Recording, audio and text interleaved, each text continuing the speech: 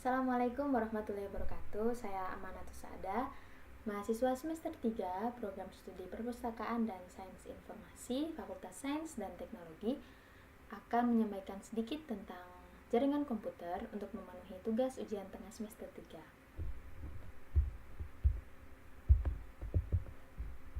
Jaringan komputer adalah dua komputer atau lebih yang saling terhubung menggunakan media dengan tujuan untuk berbagi resource, di mana media sendiri menjadi sarana komputer untuk bisa terhubung satu sama lain. Perangkat jaringan komputer terdapat 6 jenis. Yang pertama ada hub, yang kedua switch, yang ketiga router, yang keempat modem, yang kelima access point, dan yang keenam ada network firewall. Jaringan komputer yang pertama yaitu hub. Ini berfungsi untuk menghubungkan beberapa komputer dalam satu jaringan komputer. Kelemahan dari jaringan komputer hub ini yaitu data yang dikirimkan ke seluruh komputer. Data yang dikirimkan ini akan terkirim pada seluruh komputer yang terhubung pada jaringan hub ini. Jaringan selanjutnya yaitu switch, di mana ada dua jenis yaitu manageable dan unmanageable. Fungsi dari jaringan komputer switch ini untuk menghubungkan beberapa komputer dalam satu jaringan komputer. Dalam jaringan komputer switch memiliki CAM atau Content Addressable Memory.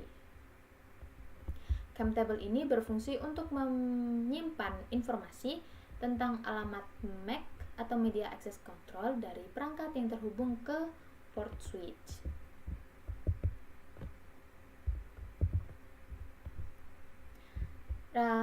Jaringan komputer selanjutnya yaitu ada router, di mana secara fisik router ini mirip dengan switch dan hub. Dalam port router ini bisa digunakan untuk beda-beda jaringan komputer. Jadi dalam router ini bisa disambungkan pada printer, pada komputer, laptop, atau USB. Fungsi dari router ini untuk menghubungkan lebih dari satu jaringan komputer dan untuk menentukan jalur pengiriman data. Jaringan komputer selanjutnya yaitu ada modem, di mana berfungsi untuk merubah sinyal digital menjadi analog dan juga sebaliknya. Modem ini memungkinkan data digital yang dikirimkan melalui kabel telepon atau fiber optik atau juga sinyal GSM. Selanjutnya yaitu ada jaringan komputer access point, di mana berfungsi untuk menghubungkan perangkat nirkabel ke jaringan komputer. Access point ini menggunakan frekuensi 2,4 GHz dan 5 GHz, di mana dalam access point ini terdapat dua mode yaitu mode outdoor dan mode indoor. Di mode outdoor ini ada desktop dan chilling. Selanjutnya ada jaringan komputer network firewall, di mana berfungsi untuk monitoring traffic data di jaringan komputer. Network firewall ini juga berfungsi untuk mengizinkan juga memblokir data pada jaringan komputer.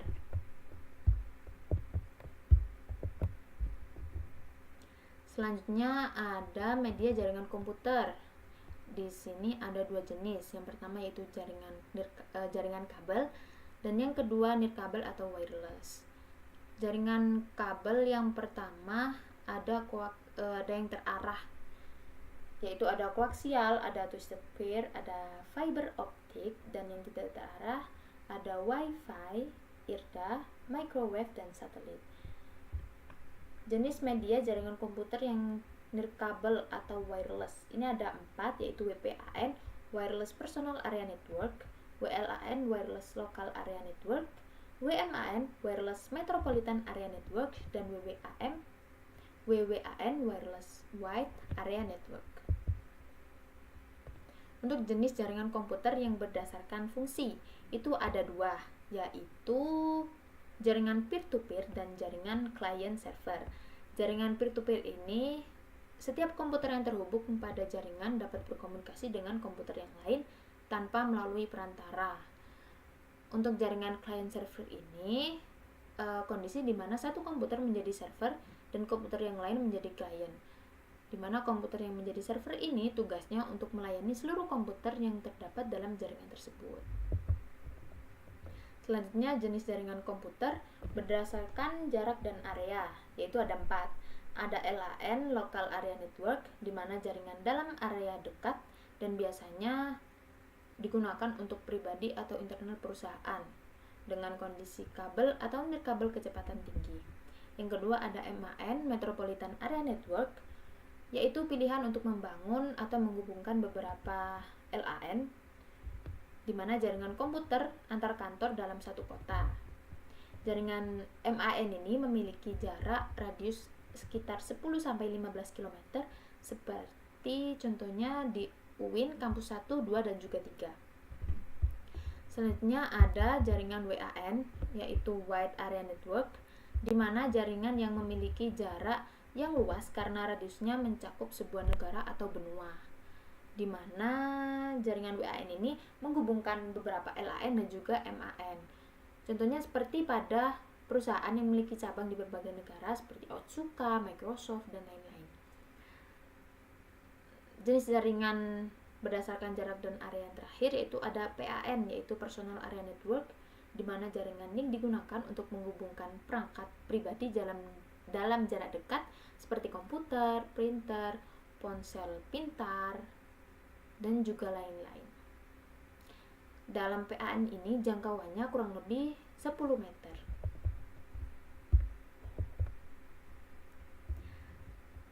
Jenis jaringan komputer yang berdasarkan topologi, di mana topologi sendiri ini adalah menggambarkan bagaimana cara komputer terhubung dalam satu jaringan.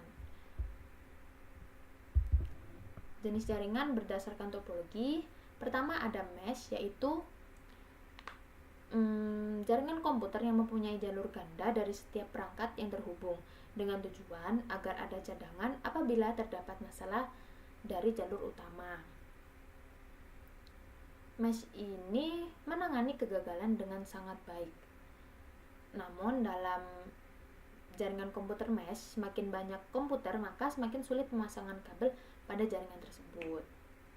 Pada jaringan mesh mampu menampung banyak pengguna yang aktif. Namun jaringan mesh ini mahal, jadi jarang digunakan untuk area WLAN atau Wireless Local Area Network.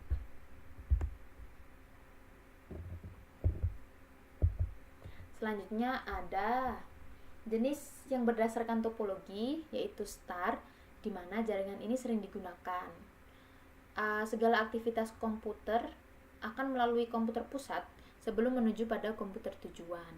Simpul pusat pada jaringan star ini disebut juga dengan stasiun primer atau server yang bisa berupa hub ataupun switch. Lalu bagian lainnya disebut dengan stasiun sekunder atau klien. Pada jaringan komputer star ini, apabila simpul pusat atau yang biasa disebut server ini rusak, maka akan menimbulkan seluruh jaringan mati. Namun apabila satu komputer atau satu server rusak, maka tidak akan mempengaruhi komputer yang lain. Selanjutnya ada jaringan komputer ring, di mana tidak banyak yang menggunakan jaringan ring ini. Karena jaringan ring ini sudah sangat tua dan lama. Jaringan ring terhubung dalam bentuk cincin, di mana data akan selalu melewati ring sampai pada tujuan data tersebut. Jaringan ring ini mudah dalam memecahkan masalah, namun apabila terdapat satu kabel putus akan membuat seluruh komputer mati. Jaringan komputer selanjutnya yaitu ada bus, di mana semua kabel ini terhubung pada kabel tunggal atau tulang belakang yang dihubungkan dengan konektor T atau BNC. Jaringan bus ini murah dan mudah, namun diharuskan semua kabel dipasang dengan masing-masing ujung ini diberi terminator agar tetap berpengaruh. Jadi apabila salah satu dari struktur jaringan komputer bus ini ada yang hilang atau rusak, itu akan mempengaruhi semua proses dalam jaringan komputer bus ini. Selanjutnya adalah jaringan komputer tree, di mana transmisi dilakukan secara bertingkat antara tinggi ke rendah ataupun sebaliknya. Jaringan tree ini lebih mudah dikembangkan dan lebih luas, namun juga lebih mahal. Selanjutnya ada jaringan komputer hybrid, di mana penggabungan antara dua atau lebih topologi jaringan. Jadi hybrid ini menggabungkan antara jaringan komputer star, ring, dan juga mesh. Selanjutnya ada jaringan komputer point to point, di mana hanya menghubungkan dua komputer menggunakan kabel UTP crossover.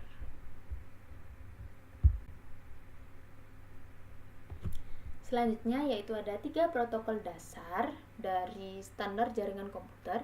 Yang pertama ada TCP atau Transmission Control Protocol, di mana memiliki fitur error correction dan geraknya relatif lambat namun reliable.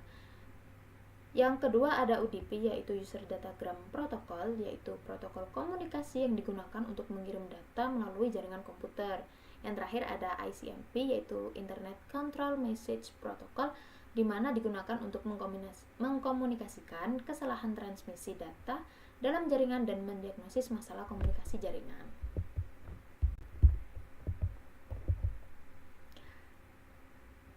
Dalam standar jaringan komputer ini terdapat lapisan-lapisan TCP. Yang pertama ada Network Interface Layer, yang di dalamnya ada Ethernet dan MAC address, di mana berhubungan dengan media pengiriman data, mengubah data menjadi sinyal elektronik, cahaya radio, dan mengatur aliran data yang masuk atau keluar ke komputer. Lapisan selanjutnya ada Internet Layer atau IP address, di mana menentukan alamat pengirim dan penerima data dan melakukan fragmentasi, pemecahan, dan penggabungan data. Selanjutnya ada lapisan Transport Layer, ada TCP atau UDP, yang memastikan data yang dikirim diterima dengan baik di tujuan dan menangani error pada proses pengiriman data. Selanjutnya ada Application Layer, terdapat HTTP dan juga SMTP, di mana application layer ini sebagai standar komunikasi dengan aplikasi. Selanjutnya ada protokol DNS atau Domain Name System, di mana sistem yang berfungsi menerjemahkan nama domain menjadi alamat IP dan merupakan komponen protokol standar internet yang memungkinkan pengguna untuk mengakses situs web dan sumber daya atau resource jaringan dengan menggunakan nama domain yang mudah diingat. DNS ini berfungsi untuk memudahkan pengguna dalam browsing di internet dan juga menghapus kebutuhan pengguna untuk mengingat alamat IP yang penting.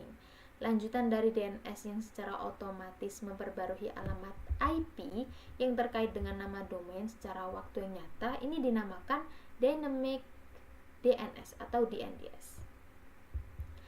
Hierarki domain sendiri terdapat 3, yaitu yang pertama top level domain, contohnya seperti .com, .net, .edu, .info. Selanjutnya ada second level domain, yaitu contohnya seperti winmalang.ac.id, bisa dinamakan domain name. Selanjutnya ada third level domain, contohnya seperti e-learning, winmalang.ac.id, biasa dinamakan subdomain. Di dalam DNS ini terdapat URI, URL, dan URN, di mana URI ini adalah Uniform Resource Identifier, yaitu untuk mengidentifikasi resource di internet, baik berdasarkan lokasi atau nama ataupun keduanya. Yang kedua yaitu ada URL, yaitu Uniform Resource Locator, di mana alamat resource di web ini juga menunjukkan lokasi resource tersebut. Selanjutnya ada URN atau Uniform Resource Number or Name, di mana hanya mengetahui nama resource tanpa mengetahui lokasinya. Contohnya seperti pada gambar, yaitu di mana HTTP ini masuk pada protokol, e-learning masuk pada subdomain atau third level domain. Selanjutnya winmalang menjadi domain name, ac.id menjadi top level domain, dan index.php menjadi resource. Protokol standar jaringan komputer selanjutnya yaitu ada DHCP atau Dynamic Host Configuration Protocol, di mana protokol pemberian konfigurasi jaringan komputer secara dinamis atau temporer dan juga otomatis. Selanjutnya ada HTTP atau Hypertext Transfer Protocol, yaitu protokol pengiriman data antara klien dan server yang digunakan pada komunikasi website stateless. HTTP ini tidak aman menggunakan HTTP untuk pengiriman data secara plain text. Jadi, gunakan HTTPS untuk pengiriman data terenkripsi antara klien dan server. Selanjutnya ada standar jaringan komputer FTP, yaitu File Transfer Protocol, di mana protokol pengiriman file dari klien ke server. Protokol ini menggunakan user authentication atau username dan password. Namun, FTP ini tidak aman untuk informasi autentikasi user dikirimkan plain text. Jadi, gunakan SFTP atau FTPS untuk tambahan enkripsi pada pengiriman data. Selanjutnya ada SNMP, yaitu Simple Network Configuration Protocol, di mana yaitu protokol standar perangkat jaringan komputer yang memungkinkan perangkat jaringan komputer untuk mengirimkan statistik penggunaan perangkat kepada program network monitoring. Juga untuk memungkinkan perangkat jaringan komputer untuk dikonfigurasi secara remote. Terakhir ada email protokol, di mana ada 3, yaitu IMAP, POP3, dan SMTP. IMAP ini protokol untuk program mail klien mengakses mail yang ada di server. IMAP ini tidak di-download. Email dalam IMAP ini tidak di-download ke perangkat user, tapi dapat diakses melalui beberapa perangkat. Lalu selanjutnya di POP3, protokol POP3 ini program mail klien yang mengakses email dari apa yang ada di server. Pada protokol POP3 ini, email terdownload ke program mail klien, tapi email di mail server itu dihapus. Ketiga itu ada SMTP, yaitu protokol untuk program mail klien mengirim email ke mail server. Selanjutnya ada OSI model TCP layer, di mana OSI model adalah sebuah kerangka kerja yang digunakan untuk menjelaskan cara jaringan komputer berkomunikasi. Tujuannya untuk menyediakan standar yang dapat digunakan sebagai panduan dalam perancangan, pembuatan, dan penggunaan jaringan komputer untuk memudahkan interoperabilitas antara perangkat jaringan yang berbeda vendor. Selanjutnya untuk meningkatkan efisiensi dalam perancangan jaringan karena memiliki 7 lapisan, yaitu lapisan application, presentation, session, transport, network, data link, dan juga physical. Tujuan selanjutnya untuk memudahkan pemecahan masalah pada jaringan karena setiap lapisan memiliki fungsi yang berbeda. Selanjutnya untuk mengurangi kompleksitas dalam pengelolaan jaringan. Selanjutnya ada model OSI model TCP atau IP layer, yaitu ada enkapsulasi dan dekapsulasi.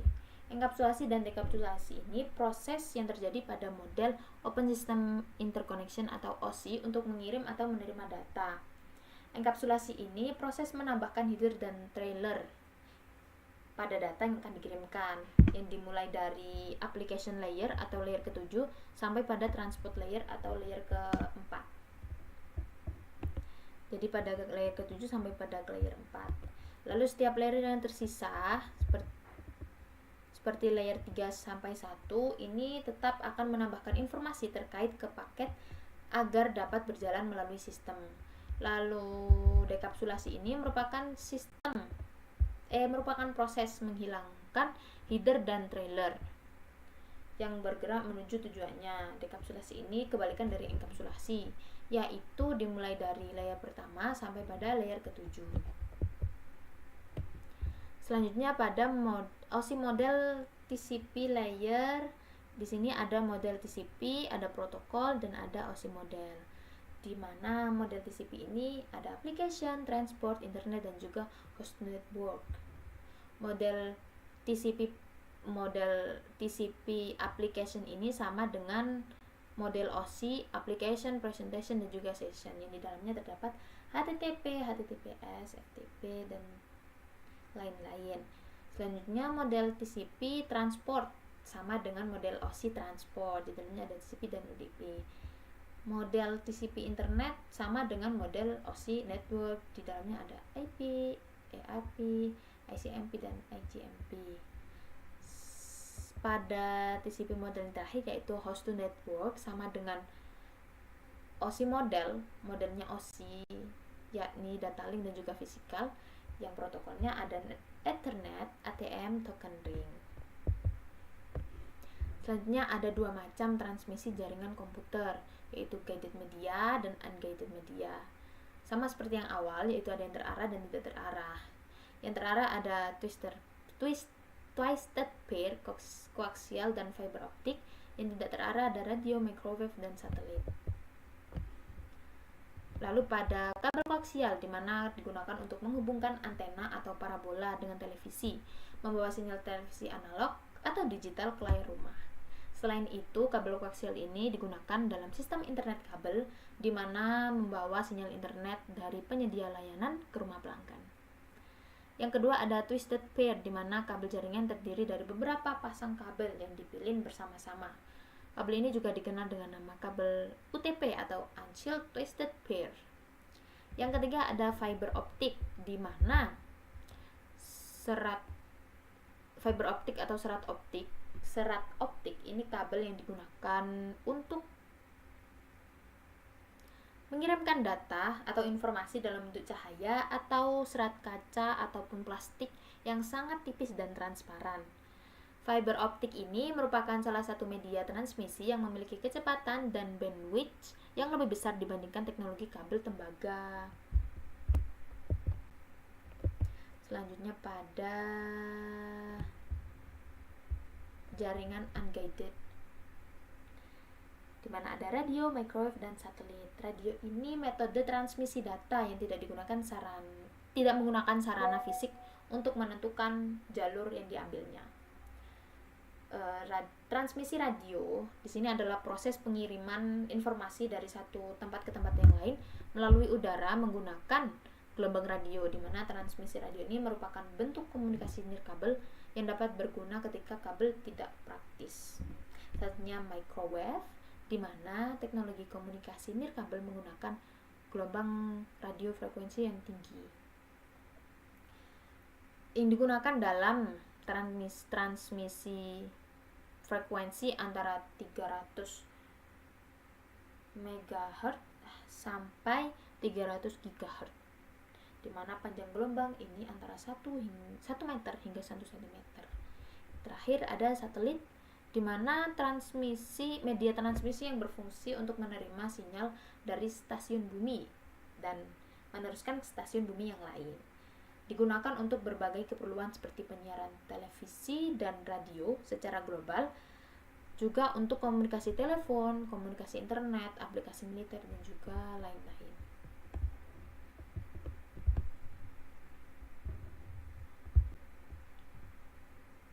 Selanjutnya menjelaskan tentang terminasi kabel UTP.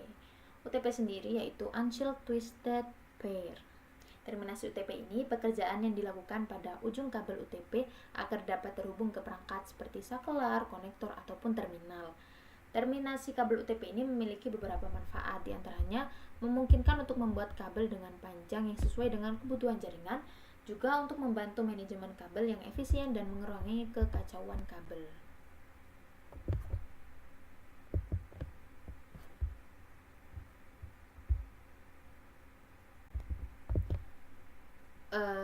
Dalam terminasi kabel UTP ini ada beberapa bahan dan juga alat. Bahan yang pertama ada kabel UTP, juga ada konektor RJ, yang alatnya ada gunting dan juga tang crimping.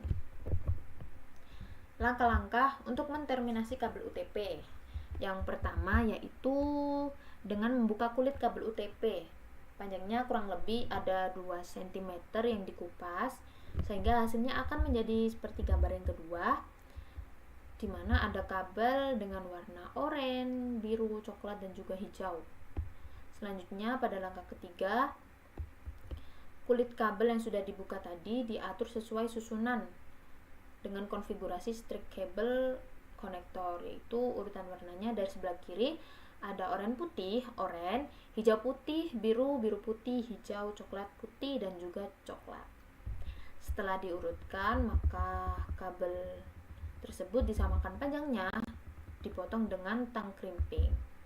Dan hasilnya akan seperti pada gambar kelima, di mana seluruh panjang kabel tersebut sama. Selanjutnya, dari kabel yang sudah dipotong dengan panjang yang sama, itu dimasukkan ke dalam konektor RJ45 dengan posisi yang diratakan. Jadi posisi dari ujung-ujung kabel itu harus mentok pada konektor RJ45 ini. Selanjutnya, setelah dirasa sudah tepat, lanjut pada langkah di mana memakai tang crimping untuk menjepit kabel dalam konektor. Jadi apabila konektor tersebut dirasa sudah merekat pada kabel, sudah bisa digunakan pada langkah ketujuh. Jadi untuk ujung yang lain juga dilakukan dari langkah pertama sampai ke 6 ini, lalu dipasangkan pada LAN tester atau local area network tester, yang apabila seluruh lampu menyala berarti tahapan-tahapannya sudah berhasil.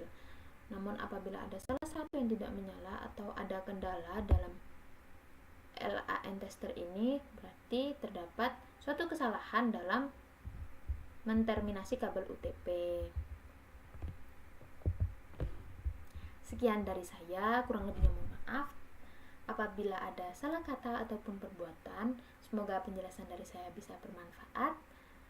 Thank you and see you next video. Wassalamualaikum warahmatullahi wabarakatuh.